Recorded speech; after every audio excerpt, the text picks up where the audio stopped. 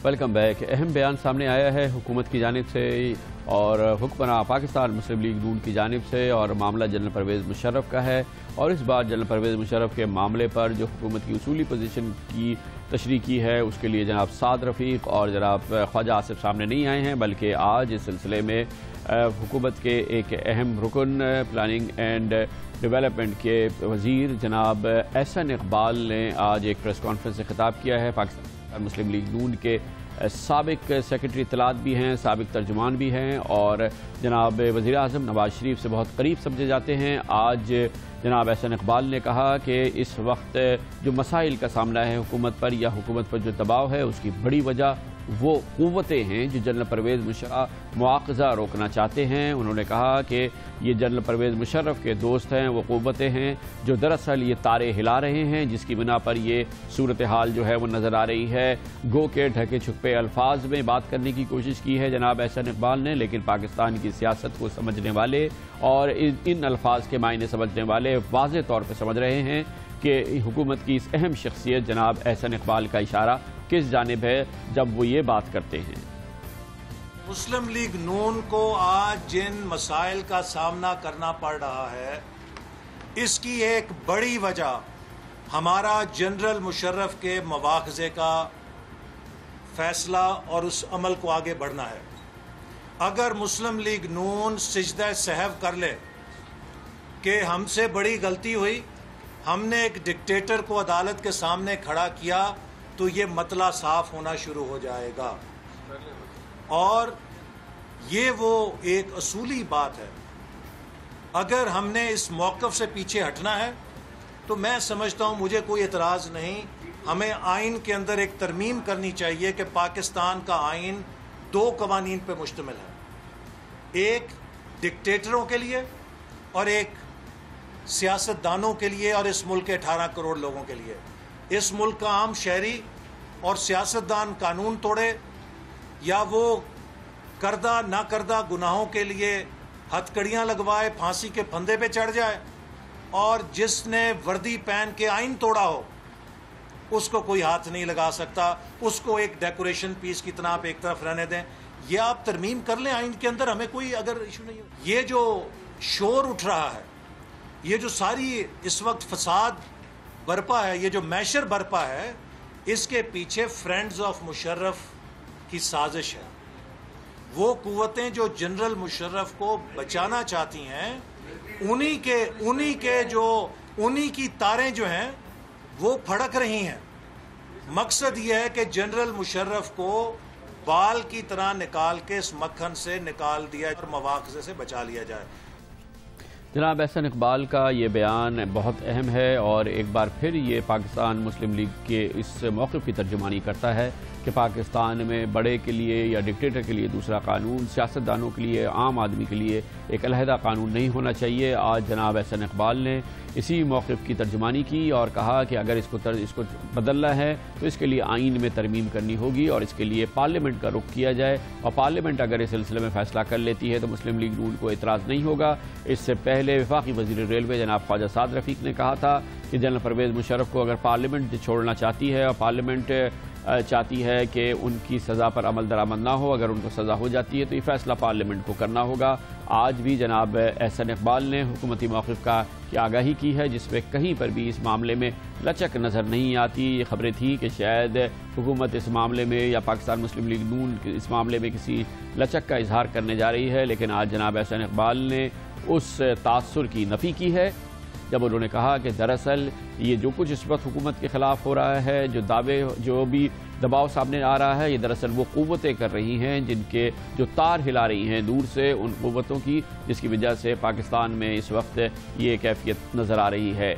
इस वक्त जो तमाम मामलात हैं उसका बराह रास्त ताल्लुक़ जनाब इमरान खान और तहरीक इंसाफ की उस तहरीक से है, जिसके ज़रिए वो कहना चाहते हैं कि गुज़श्ता इंतखाबात में गड़बड़ हुई है। और उनका ये कहना है कि न सिर्फ ये कि सिर्फ 4 हल्कों में, जो कि उनका अव्वलीन मुतालबा था, अब पूरे पाकिस्तान के तमाम हल्कों में होने वाले जो वोट काउंट है उसका ऑडिट किया जाए, पूरे इंतखाबी अमल को ऑडिट के अमल से गुजारा जाए। और ये मुतालबा लेकर जनाब इमरान खान सड़कों का रुख करेंगे। 14 अगस्त को वो लोग मार्च करना चाहते हैं, लाहौर से इस्लामाबाद पहुँचेंगे اور انتخابات کے حوالے سے اس تحریک کا وہ آغاز کریں گے۔ لیکن کیا پاکستان کی سیاسی جماعتیں، اور جن میں سے تمام سیاسی جماعتوں کو اعتراض تھا گزشتہ انتخابات میں، پاکستان کی تقریباً ہر جماعت نے مختلف پہلوؤں پر اعتراض کیا گزشتہ انتخابات کے سن 2013 کے انتخابات کے حوالے سے، یہ بہرحال دلچسپ بات یہ ہے کہ تمام سیاسی جماعتوں نے صرف وہیں پہ اعتراضات داخل کیے جہاں پر وہ انتخابات ہارے تھے۔ جہاں جہاں یہ سیاسی جماعتیں انتخابات جیتی، ان کا خیال تھا کہ وہاں انتخابات شفاف ہوئے، جہاں وہ ہارے وہاں انتخابات میں گڑبڑ ہوئی ہے۔ یہ پاکستان کی ہر سیاسی جماعت کا موقف رہا ہے، لیکن یہ بہرحال اپنی جگہ طے بات ہے کہ انتخابات اس انداز کے ایسے شفاف اور صاف ستھرے انتخابات نہیں ہوئے جیسا کہ ہونا چاہیے تھے، اور یہی وجہ ہے کہ اس وقت کے چیف الیکشن کمشنر جناب جسٹس رکنالدین جی ابراہیم نے ان انتخابات کے فوراً بعد اپنے عہدے سے استعفیٰ بھی دے دیا تھا۔ اس کے علاوہ انتخابات میں شریک کلیدی حکومتی اداروں میں بھی شدید ٹکراؤ نظر آیا تھا، ایک دوسرے کے موقف کی نفی کرتے آئے تھے، چاہے وہ نادرا ہو، چاہے وہ الیکشن کمیشن ہو، چاہے PCSIR ہو جس کی ذمہ داری تھی کہ وہ میگنیٹک انک فراہم کرے ووٹ کاؤنٹ کے لیے، ووٹ ڈالنے کے لیے۔ یہ تمام ادارے ایک دوسرے سے ٹکراتے نظر آئے ہیں اور پبلکلی بھی لڑے ہیں، اور یہ بات بھی واضح ہو گئی ہے کہ یہ انتخابات کسی بھی صورت میں 100% شفاف نہیں کہے جا سکتے۔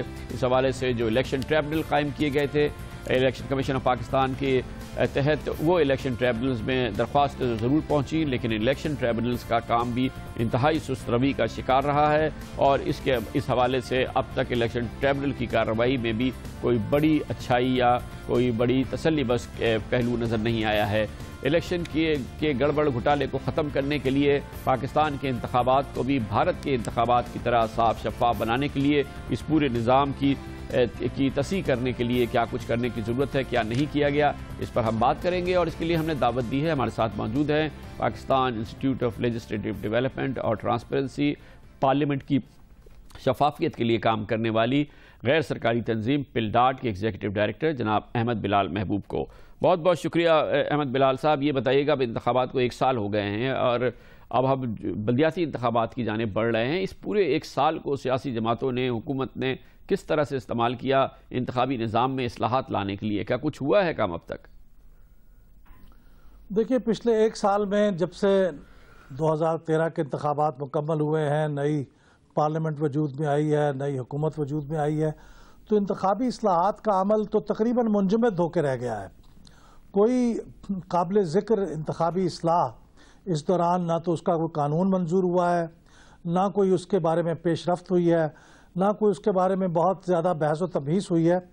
حالانکہ 2013 کے انتخابات کے بعد کچھ پارٹیوں کی طرف سے بہت سنجیدہ قسم کی شکایات منظر عام پہ آئی تھیں، اور کچھ الیکٹورل ٹریبیونلز کی طرف سے جو تھم امپریشنز کو ویریفیکیشن کے سلسلے میں کوشش کی گئی تھی، اس کے نتیجے میں بھی بہت سی شکایات سامنے آئی تھیں۔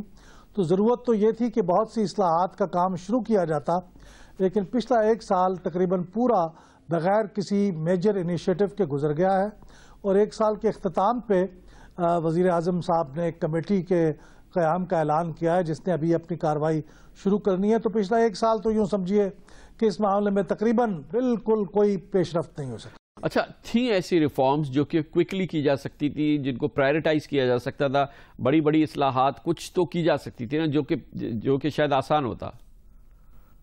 اب اس میں جو میں سمجھتا ہوں سب سے اہم کام ہے وہ یہ ہے کہ ایسے الیکٹرانک ووٹنگ مشین کا انٹروڈکشن تھا، اس کو متعارف کرایا جاتا جس میں آپ کے انگوٹھے کے نشان کو پہلے ہی چیک ہو جاتا اور اس کے بعد پھر آپ ووٹ استعمال کر پاتے۔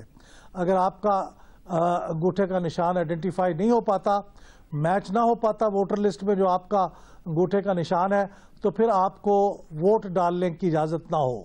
تو یہ مشین بن چکی ہوئی ہے۔ الیکشن کمیشن نے اس کی کچھ ابتدائی نمونے بھی دیکھ لیے ہیں، لیکن اس کی طرف اس کی پروکیورمنٹ، اس کو حاصل کر کے اس کو ایکسپیریمنٹل طور پہ اس کو انٹروڈکشن کرنا، اس پہ ابھی تک میرے خیال میں کوئی بامانی پیش رفت نہیں ہوئی۔ لہٰذا پہلا کام تو یہ ہے کہ ایسی الیکٹرانک ووٹنگ مشین، یہ ہندوستان میں جب یہ انٹروڈیوس ہوئی تھی تو یہ کئی مرحلوں میں ہوئی تھی، لہٰذا یہ فوری طور پہ ایک دم پورے انتخابات میں پورے پاکستان میں استعمال ہو جائے گی۔ یہ بڑا مشکل کام ہے، اس لیے ضروری ہے کہ اس کی جلد از جلد بائی الیکشن میں اس کا استعمال شروع کیا جائے تاکہ اس کا ہمیں پتہ چلے کہ وہ کتنا اچھا ہے. تو پہلی بات تو یہ ہے کہ الیکٹرانک ووٹنگ مشین جس کا پہلے سے تھم امپریشن پہ ویریفیکیشن ہو. دوسری بات یہ ہے کہ دیکھیے جو الیکشن کمیشن کے اراکین ہیں ان کی اس وقت تقرری کے لیے یہ لازم ہے کہ ان کا جوڈیشری سے تعلق ہو, یا وہ سپریم کورٹ کے جج رہے ہوں جیسا کہ چیف الیکشن کمشنر کے لیے ضروری ہے, یا ہائی کورٹ کے جج رہے ہوں جیسا کہ الیکشن کمیشن کے باقی 4 ممبرز کے لیے ضروری ہے. تو اب یہ میرے خیال میں یہ انتخابی اصلاح تقاضا کرتی ہے کہ اس کو صرف جوڈیشری تک محدود نہ رکھا جائے اور اس کو اوپن کر دیا جائے. کوئی بھی اچھا شخص, چونکہ اس میں انتظامی صلاحیتوں کی ضرورت ہوتی ہے اور صاحبان جو ہیں ان کو زیادہ انتظامی صلاحیتوں کی ضرورت نہیں ہوتی, وہ تو ایک قانون کی جو ان کی واقفیت ہوتی ہے اور جو ایکسپرٹیز ہوتی ہے اس کی بنیاد پہ وہ جج ہوتے ہیں اور فیصلہ کرتے ہیں. لہذا انتظامی صلاحیتوں کے حامل لوگ جو سول سروس سے ہوں, بڑی نیک نام لوگ ہوں, ان کو بھی اس میں اوپن کر دینا چاہیے. اس میں یہ کہ انتخابی اصلاح کی ضرورت ہے. اور تیسری میں سمجھتا ہوں اہم بات یہ ہے جو بہت زیادہ شکایت آئی ہیں وہ انتخابی عملے کے بارے میں آئی ہیں, پولنگ سٹاف کے بارے میں, کہ پولنگ سٹاف نے بہت جانبداری کا جگہ جگہ پہ مظاہرہ کیا ہے. تو میرے خیال میں یہ پولنگ سٹاف کی جانبداری کے معاملے کا جائزہ لینے کے لیے ہندوستان میں یہ عملہ اگر ایک ریاست سے ہے تو دوسری ریاست میں اسے بھیجا جاتا ہے, اسی ریاست میں وہ کام نہیں کر سکتا تاکہ وہ اس ریاست کے اثرات سے آزاد ہو کے دوسری ریاست میں کام کرے. تو یہ ہماری تجویز بھی یہ تھی کہ اگرچہ یہ مہنگی تو بات ضروری ہے لیکن کم از کم اسے اگر ایک صوبے سے دوسرے صوبے میں نہیں منتقل کیا جا سکتا تو کم از کم ایک ڈسٹرکٹ سے دوسرے ڈسٹرکٹ میں انہیں بھیجا جائے. اپنے ڈسٹرکٹ میں وہ کام نہ کریں انتخابی عملے کے طور پہ, کیونکہ ان کے اوپر انٹرسٹ گروپس کا بہت پریشر ہوتا ہے. تو یہ بڑی بڑی انتخابی اصلاحات ہیں. بہت بہت شکریہ جناب احمد بلال محبوب ہمارے ساتھ تھے. کمرشل بریک اور اس کے بعد ذکر کرتے ہیں عمران خان تحریک انصاف سڑکوں کا رخ کرے گی, 14 اگست کو لانگ مارچ نکالے گی, مختلف مطالبات ہیں. لیکن اس سے پہلے ہی عمران خان کی پارٹی تحریک انصاف جو کہ خیبر پختونخوا میں جس کی حکومت ہے اس نے آج روڈ پر کا رخ کیا ہے اور ریلی نکالی ہے. پختونخوا کے وزیر اعلیٰ جناب پرویز خٹک اور کابینہ کے دوسرے اراکین نے آج جلوس نکالا, حکومت مخالف جلوس. موضوع تھا لوڈ شیڈنگ, مگر اس سلسلے میں پیش رفت ہوئی اور آج وفاقی وزیر پانی و بجلی جناب خواجہ آصف نے فوری طور پہ وزیر اعلیٰ پرویز خٹک سے ملاقات بھی کی اور ان کی شکایات کو ایڈریس کرنے کے لیے یقین دہانی بھی کرائی. اس کی بات کریں گے کمرشل بریک کے بعد.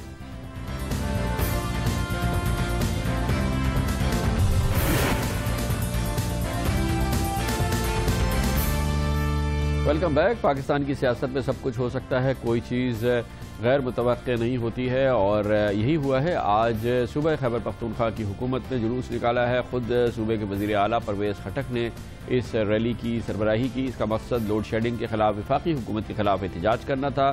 ریلی کا آغاز کرنل شیر خان شہید اسٹیڈیم سے ہوا اور یہ پہنچی پیسکو ہیڈ کوارٹر میں. جو پیسکو ہیڈ کوارٹر پہ پہنچ کے جناب پرویز خٹک نے, تحریک انصاف کے دوسرے رہنماؤں نے, صوبائی کابینہ کے دوسرے وزراء نے نعرے لگائے, حکومت کے خلاف نعرے لگائے اور جناب پرویز خٹک نے اس موقع پہ وفاقی حکومت کو براہ راست یہ بھی کہا کہ اگر یہ نہیں ہوا تو وہ لوگوں کو لے کے اسلام آباد جائیں گے اور وہاں پر جا کے حکومت سے مذاکرات کریں گے. اور حکومت کو اور وفاقی وزیر پانی و بجلی نے اگر جو اب سے تھوڑی دن قبل معذرت طلب کی ہے انہوں نے کہا وہ ان کو قبول نہیں ہے. آج جناب پرویز خٹک نے اس ریلی کے بعد جو خطاب کیا اس کے کئی بہت اہم اور نازک پہلو بھی تھے, کیونکہ اس کی اہمیت یہ بھی ہے کیونکہ وہ وزیر اعلیٰ ہیں صوبہ خیبر پختونخوا کے اور اس حوالے سے جو انہوں نے گفتگو کی یقینی طور پہ اس کو ایک نازک گفتگو کہا جا سکتا ہے.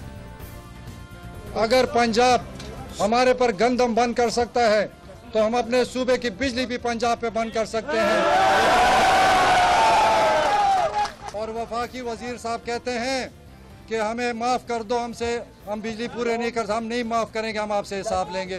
کوئی معافی شافی نہیں ہے. وفاق کی طرف ہمارے 135 ارب روپے بنتے ہیں بجلی کی مد میں اور ہمیں 6 ارب روپے سالانہ ملتے ہیں جو ابھی وہ 50 ارب تک پہنچنا چاہیے. میں اپنا حق مانگتا ہوں, میں وہاں پر میٹنگز میں بھی جاؤں گا لیکن آپ کو ساتھ لے کے جائیں گے, اسلام آباد کریں گے کہ ہمیں اپنا حق ملا ہے. اپنے حق کے لیے ہم اسلام آباد جائیں گے اور ریلی کے شرکاء سے انہوں نے کہا کہ ہم ساتھ لے کے جائیں گے, وہاں جا کے اپنا حق مانگیں گے. پرویز خٹک صوبہ خیبر پختونخوا کے وزیر اعلیٰ کی آج کی یہ ریلی اور یہ احتجاج بہت اہم ہے یہی وجہ ہے کہ اس کے تھوڑی دیر بعد ہی وفاقی وزیر پانی و بجلی خواجہ محمد آصف پشاور پہنچے اور انہوں نے وزیر اعلیٰ پرویز خٹک سے ملاقات کی. ان کی شکایات کو ایڈریس کرنے کا انہوں نے وعدہ کیا. انہوں نے کہا کہ حکومت کی جو اس سلسلے میں ذمہ داری ہے ان کی وزارت کی یعنی کہ وزارت پانی و بجلی کی وہ اس کو پورے کرے گی اور اس سلسلے میں انہوں نے تمام یقین دہانیاں صوبہ خیبر کے پختونخوا کے وزیر اعلیٰ جناب پرویز خٹک کو فوری طور پہ کرائی ہیں. پشاور میں اور صوبہ خیبر پختونخوا میں لوڈ شیڈنگ کی کیا صورتحال ہے اور کس طرح سے وہاں کی عوام وہاں کے رہنے والے اس لوڈ شیڈنگ سے پریشان ہیں، اس کی تصویر حاصل کرتے ہیں اور اس کے لیے ہم پشاور آئیں گے جہاں پر موجود ہیں ہمارے کورسپونڈنٹ نعمان خان. نعمان، بتائیے گا کہ کیا صورتحال ہے پشاور میں لوڈ شیڈنگ کی اور صوبہ خیبر پختونخوا میں جس کی وجہ سے آج یہ وزیر اعلیٰ جناب پرویز خٹک نے خود جلوس نکالا آج وفاقی حکومت کے خلاف؟ کامران خان صاحب، پشاور سمیت خیبر پختونخوا میں بجلی کی لوڈ شیڈنگ کا اندازہ آپ اس بات سے لگا لیں کہ عوام تو وقتاً فوقتاً مظاہرے کر رہی تھی، لیکن آج خیبر پختونخوا حکومت کی جانب سے مظاہرہ کیا گیا اور اس کی وجہ بھی جو لوڈ شیڈنگ کا دورانیہ ہے اس میں بے تحاشا اضافہ ہونا ہے اور آج وزیر اعلیٰ کی قیادت میں اس کے خلاف احتجاج کیا گیا. اس میں صوبائی وزراء بھی شریک تھے، ایم پی ایس بھی شریک تھے اور اس میں یہ سخت موقف بھی اپنایا گیا کہ اگر وابڈا پیسکو جو پشاور الیکٹرک سپلائی کمپنی ہے وہ لوڈ شیڈنگ کا دورانیہ کم نہیں کرتی تو آئندہ ایک ہفتے کے بعد پیسکو کو جو سیکورٹی ہے وہ فراہم نہیں کی جائے گی. پشاور کے جو اندرون شہر کے علاقے ہیں، کینٹ کے علاقے ہیں، یہاں پر 5 سے 6 گھنٹے لوڈ شیڈنگ کا اعلان کیا گیا ہے، لیکن اب ہم دیکھ رہے ہیں کہ یہاں پر بھی 8 سے 10 گھنٹے بجلی کی لوڈ شیڈنگ کی جا رہی ہے اور خاص طور پر سحر افطار اور تراویح کے اوقات میں جو لوڈ شیڈنگ نہ کرنے کا اعلان کیا گیا تھا اس پر بھی عمل درآمد نہ ہوتا ہوا دکھائی دیتا ہے. جبکہ جو دیہی علاقے ہیں، خاص طور پر کوہاٹ روڈ، چرسدہ روڈ اور ورسک روڈ کے جو نواحی علاقے ہیں وہاں تو صورتحال یہ ہے کہ 18 گھنٹے سے بھی زائد لوڈ شیڈنگ ہوتی. اور اسی طرح جو خیبر پختونخوا کے دیگر شہر ہیں جن میں بنو ہو گیا، مردان ہو گیا، کوہاٹ ہو گیا، ہنگو ہو گیا، لکی مروت ہو گیا، وہاں بھی ہم یہ دیکھ رہے ہیں کہ جو دیہی علاقے ہیں وہاں تو صورتحال بیان کرنے کے بھی قابل نہیں. جبکہ جو شہری علاقے ہیں جہاں پر پیسکو کا اعلان ہے کہ 5 سے 6 گھنٹے لوڈ شیڈنگ کی جائے گی وہاں بھی یہ دورانیہ بڑھ گیا ہے. بنیادی مسئلہ یہ ہے کہ پاکستان میں بجلی کی پیداوار کم ہے، طلب زیادہ ہے اور جب طلب زیادہ ہے اور پیداوار کم ہے تو یقینی طور پہ لوڈ شیڈنگ ہوگی کیونکہ اتنی بجلی ہے ہی نہیں. اس کا اثر پورے پاکستان میں پڑے گا اور اس کا اثر پشاور میں بھی پڑ رہا ہے اور ظاہر ہے کہ اس کا اثر لاہور میں بھی پڑ رہا ہے، پنجاب میں بھی پڑ رہا ہے. وزیر اعلیٰ پنجاب شہباز شریف اور وزیر اعظم پاکستان جناب نواز شریف کے شہر لاہور میں بھی لوڈ شیڈنگ کا برا حال ہے اور یہی وجہ ہے کہ وہاں پر بھی لوگ انتہائی بے چین نظر آ رہے ہیں. لاہور میں آج کی لوڈ شیڈنگ کی صورتحال کے بارے میں ہمیں بتائیں گے ہمارے کورسپونڈنٹ جواد ملک ہمارے ساتھ ہیں. جواد، بتائیے گا اب کیا کیفیت ہے لاہور میں لوڈ شیڈنگ کی؟ لوگوں کی بے چینی کی وجہ سے ہم نے مظاہرہ دیکھا جس کی وجہ سے میٹرو بس بھی بند کر دی گئی تھی. اب کیا رسپانس ہے لاہور میں؟ اس وقت لوڈ شیڈنگ کی کیفیت کیا ہے؟ جی بالکل، اس وقت لاہور میں اگر لوڈ شیڈنگ کا دورانیہ دیکھیں تو جو گورنمنٹ کی طرف سے اعلان کیا تھا 8 سے 10 گھنٹے تھا، لیکن ہم مسلسل کئی روز سے مشاہدہ کر رہے ہیں، جائزہ لے رہے ہیں کہ جو لوڈ شیڈنگ کا دورانیہ ہے ہر روز آئے روز بڑھتا ہی چلا جا رہا ہے. آج جو بعض علاقے تھے وہاں 10 سے 12 گھنٹے کی لوڈ شیڈنگ ہوئی، ہر گھنٹے بعد 1 گھنٹے کے لیے فیڈر اور گرڈ اسٹیشن بند کر دیا جاتا تھا. اور بعض جو اندرون شہر کے علاقے تھے جس میں مسلم ٹاؤن، سمن آباد، اچھرا، باٹا پور، کوٹ لکھپت سائٹ تھی، اس پہ ایسے علاقے تھے جہاں پر 16 گھنٹے کی لوڈ شیڈنگ کا سامنا کرنا پڑا عوام کو. اور ایک بڑی ہی بری صورتحال ہے، خاص طور پر جب بجلی جاتی ہے تو واسا کے ٹیوب ویل بھی بند ہو جاتے ہیں، تو بند ہوتے ہیں تو عوام کو پانی بھی میسر نہیں آتا. تو یہ ایسی صورتحال ہے جس سے دوہرے عذاب کا شکار ہے صارفین. شہریوں کا جو غصہ ہے وہ وقت کے ساتھ ساتھ بڑھتا جا رہا ہے. آج 3-4 مقامات پر فیروز پور روڈ پر، سبزہ زار، اقبال ٹاؤن میں مظاہرے بھی ہوئے. اگرچہ وہ پرامن تھے لیکن لوگ انتہائی غصے میں تھے لیسکو حکام کے خلاف، گورنمنٹ کے خلاف. ان کا یہی کہنا ہے کہ ہمیں ہمارے وعدے کے جو وعدہ کیا تھا گورنمنٹ نے رمضان کے مبارک مہینے میں کہ 8 سے 10 گھنٹے ملے گی وہ بجلی دی جائے، ٹرپنگ سے جان چھڑائی جائے. اور آگے چل کر ہمیں لگ رہا ہے کہ اگر گرمی اس کی صورتحال اسی طرح برقرار رہی تو عوام کو غم و غصہ چڑھے گا اور یہ غصہ باہر سڑکوں پر آئے گا.